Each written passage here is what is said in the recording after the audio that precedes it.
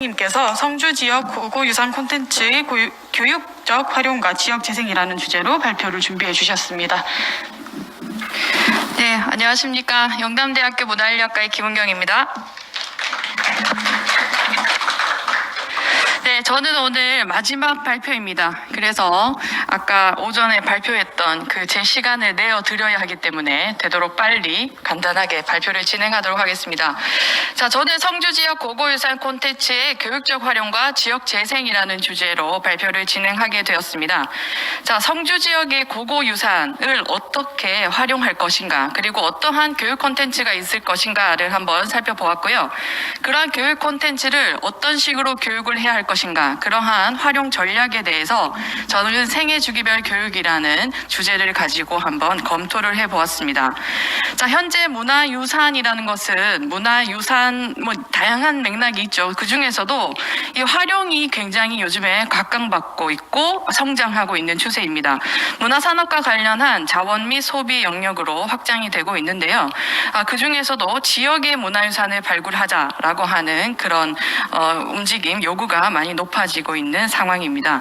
자, 현재 문화재 활용 경향은 다음과 같습니다. 프로그램을 적극적으로 개발하고 그런 것들을 관광 자원화하자라고 하는 움직임이 가장 큰 어떤 활동이라고 할 수 있고요. 그 외에도 개방이나 공개, 그 다음에 근대 문화재를 중심으로 한 어떤 재생 사업들이 지금 진행되고 있습니다. 그 외에도 문화재 세계화라든지, 그 다음에 4차 산업혁명 시대이기 때문에 첨단 전통 정보기술 연계한 그런 ICT 산업이 문화재와 같이 연계되어서 다양하게 활동이 되고 있고요. 그리고 청소년을 중심으로 한 문화재 교육이 굉장히 확대되고 있는 추세입니다. 자, 이러한 활용은 결국은 목적에 따라서 분류가 될 수 있습니다. 다 문화재 향유라든지 학술적, 지역적, 경제적 등등해서 다양한 목적에 따라서 분류가 되고 있는데요. 그 중에서도 저는 교육적 활용에 좀 집중을 해서 살펴보고자 했습니다. 자, 그러면 그 거시적인 맥락에서의 문화유산 교육이라는 것들은 현재 문화 정체성이나 전통문화 자긍심 고취를 위해서 다양한 목적과 비전을 가지고 운영이 되고 있고요. 이 중에서 고고학이라고 하는 학문이 어떤 식으로 문화유산 속에 녹여 들어가서 다양한 활동을 진행하고 있는지 같이 연계되어서 검토되어야 될 필요가 있다고 생각합니다. 현재 그 고고학적 지식과 연구 성과를 대중들에게 공유하고, 그 다음에 고고학의 연구 과정을 이해, 체험, 지역 주민들과 함께 소통하는 학문으로서 대중고고학이 빠르게 성장하고 있는 추세입니다. 저는 그러한 맥락에서 그 성주의 고고유산 콘텐츠를 살펴보고자 하였습니다. 자, 그렇다면 지금 그 포스트 코로나 문화유산 미래 전략이라고 문화재청에서 7대 중점 과제를 제시한 것이 있습니다. 자, 그 중에서 좀 집중하고 있는 것들은 지역의 정체성 확보와 주민들의 삶의 가치 회복, 국민의 안정감, 지역 재생 등을 중점 과제로 가지고 있고요. 저는 그 속에서 지역 문화유산 교육이 결국은 고고유산이라고 하는 따로 떨어진 파트는 아니고 이것이 같은 맥락으로 연동되어서 지역의 다양한 협력 자원 인프라를 통한 교육이 진행될 필요가 있다고 생각을 하였습니다. 자, 그렇다면 성주 지역의 고고유산이라는 것들은 어떤 것들이 있는지 한번 살펴보았습니다. 앞서 많은 선생님들께서 성주 지역의 고고유산을 그 고고학적 성과와 의미에 대해서 많이 살펴봐 주셨고요. 저는 여기서 따로 이렇게 설명을 드리지 않겠습니다. 근데 다만 이 고분군이라고 하는 성주를 둘러싼 다양한 이야기들을 시민과 함께 공유, 공감할 수 있는 시도가 필요하다, 그렇게 생각을 했고요. 성산동 고분군을 주제로 한 다양한 교육 콘텐츠 확보와 맞춤형 교육 프로그램이 개발될 필요가 있다고 생각을 하였습니다. 자, 그렇지만 본격적으로 성주 지역의 콘텐츠의 어떤 검토에 앞서서, 자, 그렇다면 고고유산 교육의 효과가 무엇인가 라고 생각을 할 필요가 있겠습니다. 4차 산업혁명 시대에 필요한 주요 핵심 역량과 굉장히 연결되는 부분이 저는 많다고 생각을 하는데요. 고고학은 다 아시다시피 다차원의 융합적 학문 때문이라고 생각을 합니다. 그 중에서도 여러 가지 유물들이 나열되어 있고 제시되어 있는 부분들은 박물관에서 보는 어떤 단순한 관람보다는 그 문화 내용과 속성을 직접 체험을 통해 배움으로써 높은 문화적 각인을 얻게 된다는 실존적 진정성을 굉장히 높게 확보할 수 있다는 점에서 큰 교육적 효과가 있다고 생각을 합니다. 따라서 이런 것들은 역량 중심의 교육 과정과 굉장히 부합되는 부분이 많고 결국은 평생 교육의 목적과 부합되는 부분이 많기 때문에 저는 이런 것들을 생애주기별 교육이라는 맥락에서 한번 검토해 보고자 한 것입니다. 자, 그렇다면 이런 지역 고고유산 활용과 평생 교육이라는 측면에서 고고유산 교육은요, 결국은 저는 이 문화예술 교육과 같이 연동되어서 방향이 설정될 필요가 있다고 생각을 하는데요.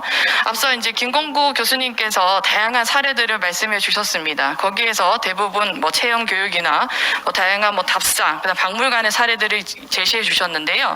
거기서 진행되는 다양한 교육 활동들은 아시다시피 문화예술적인 측면에서 교육이 많이 이루어지고 있습니다. 그래서 저는 고고유산을 활용한 평생교육은 문화예술 교육, 그 중에서도 생애주기별 교육으로 진행될 필요가 있다고 생각을 합니다. 지금 오른쪽에 보이는 그림들은요, 문화예술 교육을 진행했을 때 얻게 되는 아주 객관적인 성과 지표들입니다. 자, 각 연령별로 문화예술 교육을 진행하고 난 뒤에 얻어지는 높은 효과, 효익들을 제시를 한 것인데요. 자, 유아는 문화 수용력, 자기 표현력이 굉장히 증가되는 모습을 보이고, 아동은 행복감, 그 다음에 창의성 등등이 향상되는 효과가 있습니다. 그 외에도 청소년과 노인, 성인들도 역시 행복감이나 자존중감, 그 다음에 자기 표현력이 높아진다는 어떤 객관적인 효과가 있었고요. 결국은 고고유산을 활용한 교육 역시 이러한 지표들을 좀 고려해서 진행해야 된다고 생각을 합니다. 자, 그러면 성산동 고분군의 교육 콘텐츠 확보와 전략은 고고유산은 그 가치 확대를 통한 정체성을 확보한다라고 이야기가 많이 되고 있습니다. 그래서 저는 그 성주 지역의 정체성을 보여주는 콘텐츠 확보가 필요하다고 생각을 하는데, 다만 이 성주라는 지역은 토론자 선생님께서도 말씀하셨다시피 고령자의 비율이 굉장히 높습니다. 제가 성주군 통계 연보를 확인을 해봤는데요. 평균 연령이 52세입니다. 자, 그리고 그 외에도 성인과 노인, 그 다음에 외국인, 다문화 가정이 굉장히 많은 높은 비율을 차지하고 있습니다. 그래서 각각의 연령에 그 다음에 이런 교육 수요를 충분히 검토한 다음에 적재적소에 맞는 교육 콘텐츠가 제공이 되어야 한다고 생각을 합니다. 자, 그래서 성산동 고분군을 주제로 한 교육 콘텐츠의 강점과 약점은 역시 그렇습니다. 강점은 전시관과 고분군이 같이 이제 연결되어 있기 때문에 직관 교육이 굉장히 큰 효과를 가지고 있다는 것이고요. 그 다음에 고분군이 바로 분포되어 있기 때문에 역사적 장소로서 최적의 조건을 가진다고 할 수 있습니다. 자, 다만 약점은 아까 말씀드린 대로 그 교육의 수요자들, 학습자 분석이 제대로 이루어지지 않았다는 부분이고 접근성이 비교적 떨어지는 상황입니다. 그 다음에 성주의 고고유산 역사 문화 콘텐츠가 부족한 상황입니다. 그래서 저는 성산동 고분군의 콘텐츠를 고분과 출토 유물이라는 두 가지 큰 맥락으로 한번 살펴보고자 하였고요. 이러한 방향은 크게 역사적 장소를 활용한 창의적 상승 자격을 위해서 성주의 불편 고고유산과 다크투어리즘, 그리고 출토 유물을 활용한 학습 및 조작 체험으로 설정을 하였습니다. 자, 우선 성주의 불편유산과 그 다크투어리즘입니다. 앞서 일제강점기의 고적조사 사례를 정인선 교수님께서 발표해 주셨는데요. 자, 굉장히 저는 또 들어도 흥미있고 생생하게 듣습니다. 제가 경험해보지 못한, 가보지 못한 당시의 그런 상황들을 굉장히 상세하게 설명을 해 주심으로써 거기서 얻게 되는 실존적 진정성이 있었습니다. 여러분도 그럴 수 있었는지 모르겠지만요. 자, 근데 최근에 이 일제강점기 관학자들이 조사한 발굴 보고서가 이미 간행이 되어 있죠. 그런데 일본어로 되어 있고 그 다음에 비교적 제시되어 있는 내용이 다소 미흡하다고 생각을 합니다. 자, 그런 와중에 최근에 성산동 고분군 전시관에서 총서를 발간했습니다. 안에서는 그 보고서 번역과 그 다음에 다양한 해제 작업이 진행이 되었고요. 그 다음에 야스이 자료 같이 정인선 교수님이 소장한 보고서에 실리지 않은 다양한 자료가 제시되어 있다는 점에서 이게 그 지역사를 대변할 수 있는 교과서가 아닌가 이렇게 생각을 하고 있습니다. 자, 그래서 이 새로운 경험, 성주의 경험과 기억을 재생하기 위해서 일제강점기 조사된 사례이므로 불평 고고유산의 외연을 확장하여서 고고유산 역시 이러한 맥락에서 다크 투어리즘과 연계되어서 진행될 필요가 있다고 생각을 합니다. 자, 사진 아까 계속 나왔던 사진들입니다. 저는 이 할머니가 고분 안에 있는 유물의 물을 마시려고 했다는 모습에서 굉장히 컬처 쇼크를 받았었습니다. 그래서 이런 내용들, 그리고 그 관학자들과 그런 이 시대에 살았던 사람들이 같이 찍은 사진들 같은 것들이 충분히 스토리텔링 자원으로 확보가 될 수 있다고 생각을 하고요. 따라서 이 불편 고고유산을 가지고 다양한 맥락으로 교육 콘텐츠 개발을 하면 좋겠다라고 생각을 하는데요. 근데 한 가지 이 불편 고고유산을 통한 어떤 다크 투어리즘은 방문 동기부여가 굉장히 중요합니다. 연령에 따라서 여가 동기와 교육 동기가 크게 구분이 되고 그 연령에 따른 그러니까 다시 말하면 40대 이상은 정서적 효과에 유의미한 결과를 얻게 되므로 다양한 콘텐츠와 이벤트가 제공되는 다크 투어리즘이 제공될 필요가 있고요. 40대 미만은 교육적 동기가 굉장히 큰 효과를 가집니다. 따라서 정서적 인지적 효과에 긍정적 영향을 미칠 수 있는 그런 콘텐츠가 필요합니다. 자, 왼쪽은 제주도에 있는 다크 투어리즘 루트이고 오른쪽은 다크 투어리즘은 아닙니다. 경북 경산시에 있는 임당 고분군을 답사를 하고 그 주변의 맛집 분포도를 제시한 영남대학교 학생들의 결과물입니다. 그런데 고분군이 바로 앞에 있는데도 어떻게 가는지, 어떤 방향으로 가는지, 그리고 그 고분군이 어떠한 역사적 그런 가치를 가지고 있는지에 대한 홍보가 제대로 이루어지지 않아서 영남대 학생들이 갈 수가 없다라고 문제를 제기하여서 이 밑에 있는 학생 3명이 열심히 지도도 그리고 요즘 인스타 굉장히 유명하죠. 그래서 그런 것들을 활용해서 멋진 인생샷들을 찍고 있습니다. 이러한 그런 방법들, 접근 방법들이 이 다크 투어리즘에 굉장히 좋은 예시가 아닌가라고 저는 생각을 합니다. 자, 두 번째로는 고분 출토 유물을 활용한 학습 및 조작 체험입니다. 성주만의 맞춤형 고고유산, 콘텐츠 제작, 그러니까 고분의 축조나 장제나 유물에 대한 것들을 주제로 한번 꾸며볼 수 있다고 생각을 하는데요. 역시 첫 번째로 이야기할 수 있는 중요한 콘텐츠는 토기입니다. 토기는 가장 안정된 교육 콘텐츠 중에 하나이죠. 이 중에서 후퍼 그린힐이 이야기하는 토기, 유물을 가지고 이야기할 수 있는 여러 가지 조건이 있습니다. 생산, 소재, 디자인, 사용, 의미, 연상, 추가 정보 제공 등인데요. 이런 것들을 통해서 토기가 가지고 있는 어떤 기술적인 측면이나 의미들을 활동지, 스토리텔링, 게임, 퍼즐, 컬러링 다양한 맥락을 가지고 조작적 체험을 진행할 수 있는 그러한 예시들을 만들어 봤는데 시간 관계상 이것은 넘어가도록 하겠습니다. 자, 두 번째로 좀 특징적이라고 제가 생각한 부분은 인골 자료입니다. 앞서 2발이 출토된 사례를 한번 보셨을 겁니다. 저도 거기에 굉장히 큰 흥미가 있습니다. 와, 정말 사진이랑 똑같다 이렇게 생각을 했었는데요. 그것뿐만 아니라 실제 고분에서 인골이 확인이 되었고 일제강점기 보고서 당시에도 이 인골을 분석한 그런 결과물들이 제시되어 있습니다. 자, 이런 것들은 순장이라든지 아니면 장제에 대한 그런 이야기를 할 수 있을 것 같고요. 자, 두 번째로는 음식물입니다. 내부에서 게나 고둥, 벽시, 복숭아씨 등이 확인이 되었고 조금 더 확대 해석을 해보자면 당시 성주 사람들의 식생활, 사후관, 그다음에 토기의 기능에 대한 다양한 이야기를 많은 이야기로 꾸며볼 수 있을 것 같습니다. 자, 그래서 저는 이런 성주의 고고유산 교육 콘텐츠의 어떤 전략을 생각해 보았는데요. 다만 오늘 제가 말씀드리는 부분들은 구체적인 어떤 실천적인 측면에서의 검토는 진행하지 못했습니다. 그렇지만 성산동 고분군이 가진 학술성, 아까 오전에 내내 말씀드렸던 그런 다양한 학술적인 가치들이 시민들에게 전달되는데 많은 노력이 필요하다는 측면에서 이런 몇 가지 제안을 드리는 바입니다. 자, 종래 저는 아래 예시에서 보시다시피 달서구 선사시대 유적을 대상으로 한 다양한 콘텐츠 개발과 어린이 체험 교육을 진행한 바가 있습니다. 그때 작업했던 내용들인데요.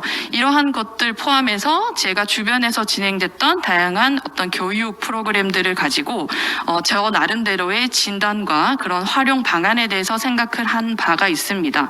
자, 거기에서 얻어지는 어떤 그 개선 방안들은 전문 매뉴얼이 제작되어야 한다는 점과 그다음에 이런 체험 프로그램들, 교육 프로그램을 진행하는 강사의 역량 강화가 굉장히 중요하다. 그리고 그 연령이나 대상에 대한 맞춤형 고고유산 콘텐츠 개발과 협력적 네트워크가 굉장히 중요한 부분이다라고 생각을 합니다. 자, 그래서 우선 그런 전략으로 아까 말씀드렸다시피 생애주기별 발달 과정, 그러니까 생애주기별 교육에 대해서 한번 생각을 해보았는데요. 이 생애주기는 잘 아시다시피 사회적 발달 단계에 따라서 그 사회적 그 단계가 있죠. 그 단계에 따라서 필요한 정신적 덕목들이 있고요. 현재 이 고고유산뿐만 아니라 전체적인 문화유산 교육이라는 맥락 내에서 생애주기별 교육이라는 부분이 아주 각광받고 있는 추세입니다. 고고유산 교육도 이에 함께 연계되어서 문화예술 측면에서 생애주기별 교육이 진행될 필요가 있다고 생각을 합니다. 자, 오른쪽 표는 뭐 잘 안 보입니다만은 그 심리사회적 발달 단계에 따라서 제가 고고유산 기반 학습자 교육의 어떤 지표들과 적용 콘텐츠를 제시를 한 부분이 있는데요. 결국은 그렇습니다. 4차 산업혁명 시대, 미래 시대에 우리에게 필요한 다양한 미래 역량이 있고 이런 것들이 문화예술 교육, 고고유산 교육에서 많은 도움을 줄 수 있고 그런 식으로 목적이 설계되어야 된다라고 이제 말씀드리는 것입니다. 자, 우선 유아와 아동에 대해서 한번 살펴보겠습니다. 유아는 호기심이 굉장히 많습니다. 그리고 자기 자신을 다양한 방법으로 표현하고 싶어하는 특징이 있습니다. 자, 반면에 아동도 비슷한 맥락을 가집니다만 보다 확장된 세계관을 습득하고 그다음에 그 인지적 발달을 통한 다양한 학습 활동이 이루어지는 시기이기 때문에 아동은 주어진 문제에 답을 찾거나 완성된 결과물을 통해 자신감, 자기 만족감, 성취감을 느끼게 하는 것이 관건이라고 할 수 있습니다. 따라서 이런 유아와 아동에게 어울리는 학습 방법은 발견의 학습입니다. 문제 풀기나 창작 활동이 큰 효과를 가져다 줄 수 있고요. 따라서 이런 것들, 이 어린아이들을 토대로 가치 있는 목표를 직시하고 추구할 수 있는 용기를 주어 사회성, 성취감을 획득할 수 있는 콘텐츠들이 적용되어야 될 필요가 있다고 생각을 합니다. 자, 현재 성산동 고분군 전시관에서는 어린이용 체험관이 지금 만들어져 있는 것으로 알 수 있습니다. 그래서 유아는 호기심을 자극하고 감각 통합에 중점을 둔 체험 중심의 교육이 진행될 필요가 있는데요. 그것을 이제 이 어린이 체험관에서 다양하게 활동을 할 수 있을 것이라고 생각을 합니다. 근데 다만 그래도 이제 제가 몇 가지 말로 이렇게 제안을 드리자면 이 실존적 진정성을 그러니까 장소성이라고 하는 측면이 물론 실내에서 이루어지는 것이지만 그러한 가치를 확대하기 위해서는 어떠한 그 경관, 장소가 주는 그런 효과가 굉장히